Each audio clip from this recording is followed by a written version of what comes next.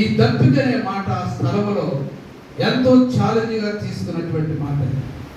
కానీ ఎవరైనా సరే, శత్రువు అయినా సరే, మంచినీళ్ళు కావాలంటే ఏమంటారు? మంచినీళ్ళు తీసుకొచ్చి ఇస్తారు.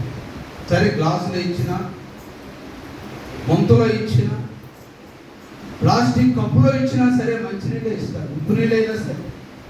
కానీ అప్పుడు కూడా వారు ఏం చేశారంటే ఆయన మీద కక్ష సాధించారు.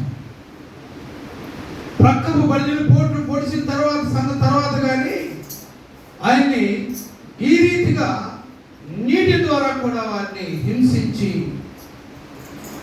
పరామర్శ చేయకుండా, అలాంటి స్థితిలో కూడా వారి హృదయాలు కరిగిపోకుండా కూడా వారు ఆ పని చేశారు. మరొకసారి మనం ఆ మాట చదువుకుందాం. యోహాను సువార్త 10:28 తరువాత సమాప్తము సమాప్తమైనది నేను తప్పికొంచున్నాను, సమాప్తమైపోయింది. జయము. ఇక నాకు కొంచెం సేపు అంటే జయము, ఇంకొంచెం నాకు శిలువ మీద జయము. 7వ మాటలో నాకు జయము వచ్చింది.